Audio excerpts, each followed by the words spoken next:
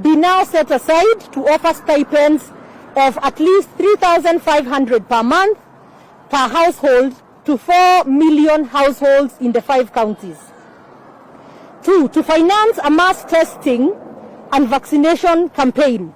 We propose you reallocate a minimum of 50 billion shillings from the defense budget and that of the Ministry of Interior, since the greatest security threat and war we now have to fight is against this pandemic. 3, to finance the interest waiver and business loans support to affected businesses, we propose an incentive tax relief for banks and other financial institutions that will waive such interest to affected businesses in their 2020 and 2021 tax returns, coupled with business loans support from the recently procured concessionary IMF funding. On the IMF loans debt management, taking cognizance of the recent government borrowing from the IMF, despite our concerns and those of many Kenyans of the huge debt burden that Kenyans have to already bear, and in order to ensure the funds are utilized optimally to support the economy as intended, we propose that the first disbursements from the IMF be specifically appropriated towards the acquisition of vaccines in an open and cartel-free system. Further, in order to meet the stringent IMF conditions attached to these loan approvals, it is imperative that the country embarks on an aggressive program towards fiscal consolidation driven by growth in revenues in order to sustainably manage both the debt levels and debt serviceability. It is our strong belief that this will be achievable only through the expansion of our tax base and not by overtaxing the existing base of taxpayers. It is with this in mind that we propose a robust program to support the businesses affected by the pandemic and lockdowns. We therefore propose that the part of the IMF funds procured by GOK, Government of Kenya, on account of the pandemic be directed towards supporting businesses from the bottom of the pyramid in order to achieve the twin objective of growing the economy from the bottom up, by bringing more people into the tax-paying bracket while also supporting the most vulnerable of our people's businesses, putting money into the people's hands. It is our prayer that the government, in formulating measures that will mitigate the socio-economic impact of the containment measures, will factor in some, if not all, of the above proposals. As we conclude, we wish to end by once again reminding the powers that be that the situation on the ground is different. Mambo kwa ground ni tofauti na ni mangumu na mazito zaidi. Immediate and urgent measures need to be instituted and all efforts and energy be redirected to this devastating situation facing our people. Failure to respond to the situation will be tantamount to fueling the brewing anger and desperation amongst the people, a situation that can only be catastrophic for our lovely nation. God bless Kenya and its great people. Happy Easter Monday. Thank you. Maybe before KJ speaks in Swahili, let me also take this opportunity. As you have all witnessed, yourselves and ourselves have been kicked out from the hotel, and as you are aware, it was not the decision of the hotel management. The hotel management are in need of business at this time. But we were kicked out of that hotel apparently after a call from the Inspector General of Police and from the OCS Mudangari. And we just want to tell the IG that nobody should take advantage of this pandemic to convert our democracy into a police state. And we must condemn, because we are representatives of the people. We are here to speak on behalf of over 20 other members of parliament who identify with this statement. But because we respect the law and we respect the COVID protocols, we opted to be only 3 of us to be able to issue this statement, and therefore let me also condemn that action by the police and the Inspector General of Police, and we will not allow them to intimidate us. You can see they have followed us from the outside, from the hotel to now the roadside, and they are welcome. They can come and listen. We are also speaking on their behalf and their families. Asanteni sana wanahabari, hasa kwa ukakamavu wenyu kwa wakati kama huu ambao ni wakati mnaona wa hujma mingi zaidi. Lakini kwa taarifa ambayo tulikuwa nayo, nitaisema kwa ufupi kwa wale ambao wanatangaza kwa lugha ya Kiswahili waweze kuelewa mada kuu katika taarifa yetu ni gani. Ya kwanza ni kusema kwamba wote kama wajumbe tunafahamu kwamba ni kiongozi mmoja peke yake ambaye aliweza kushika Biblia na akaapa kwamba ataweza kutunza maisha, uhai na mali ya Wakenya. Ndio kwa maana leo ikiwa kama tuna mtu tungependa kuongelesha ni yule ambaye aliapa kwamba ataweza kutunza maisha ya Wanakenya na mali yao. Sisi tunajielewa kama wabunge ni watu wadogo sana.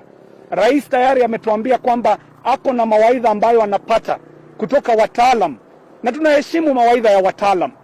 Lakini sisi ndio tuko na wananchi hapa katika constituency zetu, hasa katika kaunti hizi 5 ambazo ziko chini ya lockdown.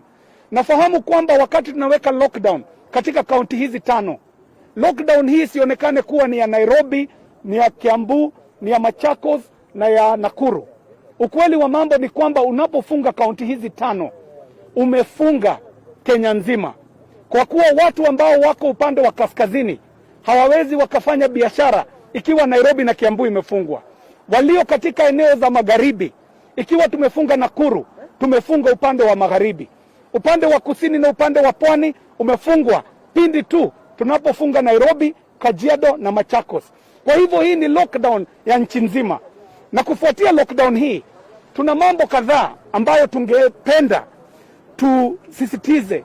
Na jambo la kwanza ni kwamba pindi tu rais alipofunga lockdown hii, kuna Wakenya mamilioni Wakenya ambao walipoteza kazi zao, hasa wale wako katika industry ya hospitality, wale wako kwenye transport, wale wako kwenye entertainment na support services zote katika sekta hizi wakati huu hazifanyi kazi. Kumbuka hawa ambao wanafanya kazi hii ndio walipa kodi. Wanalipa kodi ambayo inalipa madeni ambayo tunayo, madeni ambayo yamezidi wakati huu.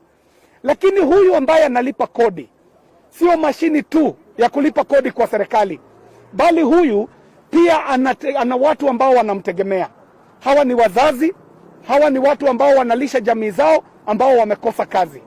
Kwa hivyo kwa sababu sisi sio gumzo tu, tuna mambo kadhaa ambayo tungependa tuone serikali ikifanya, hasa upande wa treasury.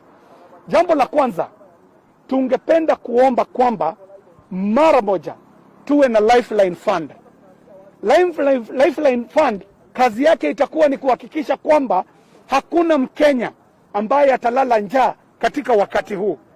Jambo la pili ambalo tunaomba ni kwamba serikali iweze kuwasimamia wale ambao wanafanya kazi katika sekta husika, hasa wale ambao wako kwenye biashara. Na hawa ikiwa wako na madeni ama wako na loni ambazo wamechukua, tunaomba kwamba serikali iweke mpangilio wa kuondoa yale ambayo tunaita interest, wakuwe na interest waiver katika loni zao zote ambazo wako nazo. Ikiwa yeye ni mwenye gari katika transport, awe ni mtu mwenye biashara ya hoteli ambayo alichukua loan, awe ni mtu ambaye mtu yeyote ambaye anafanya kazi wakati huu na yuko kwenye lockdown, apate interest waiver katika loan ambayo yuko nayo. Lakini tukumbuke pia, Kenya nchi yetu, tunajua kwamba waziri wa fedha amekuwa katika mazungumzo na wale ambao wanamdai pesa, na yeye katika mazungumzo yake amekuwa akipata waiver, amekuwa akipata extension.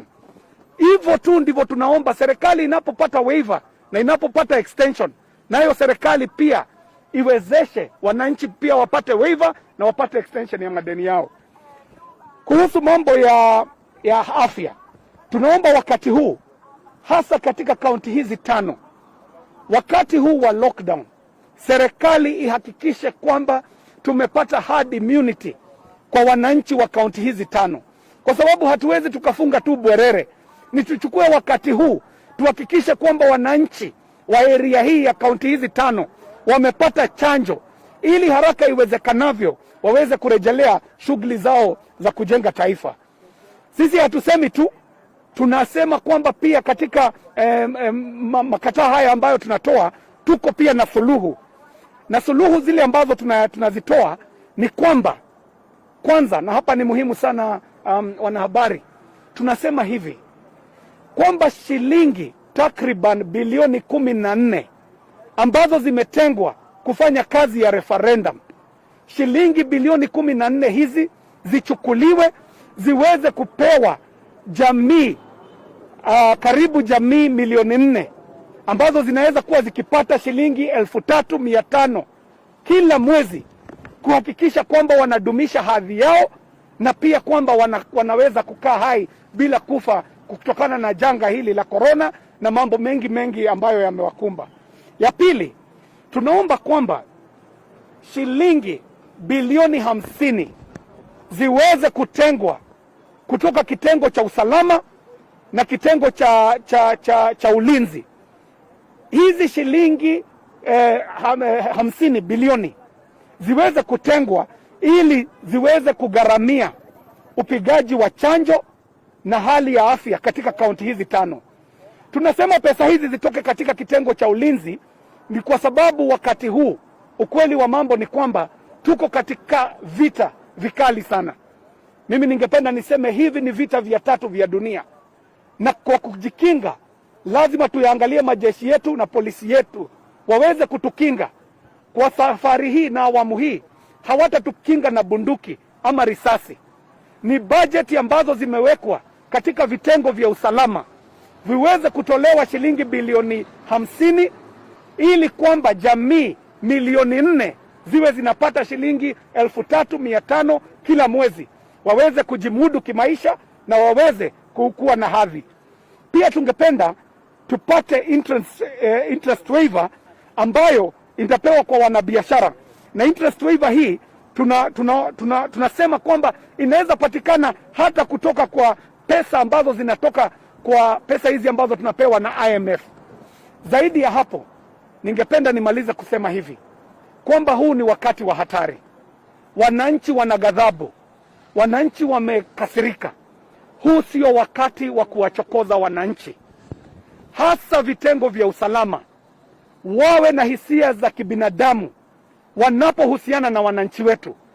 Mwananchi ambaye hana kazi hawezi akapata shilingi 3,000 kuweza kujitoa korokoroni kwa kwamba ameshikwa akiwa hajavaa mask, na mwenye anamshika mwenyewe hajavaa mask. Kwa hivyo tunaomba hata kama ni kudumisha usalama katika wakati huu, tuweze kufanya hivyo tukitumia midhini ya kisheria na midhini ya haki za kibinadamu, kwa sababu tukiongea sasa ni Wakenya wengi sana ambao wamekumbana na vitengo hivi vya usalama na wakaweza kupokonywa mali yao, kwa sababu kuombwa hongo wakati huu ni kama wizi wa kimabavu, kwa sababu huyo Mkenya hana kazi ambayo anategemea ili aweze kupata mapato. Kwa hivyo tungependa tutoe hizo suluhu 3 ili ziweze kusaidia mawazo rais wetu anapofanya maamuzi, kwa kuwa najua na wandani wengi na pia ako na washauri wengi. Sisi ni sauti ndogo tu. Tunaomba kwamba mambo haya 3 yatekelezwe ili wananchi wetu waweze kupata afueni katika wakati huu mgumu. Asante. Asante. Unless kuna vernacular. Mnataka lugha gani? Kikuyu? Haya, Kikuyu kwanza alafu Kiluya. Otaigo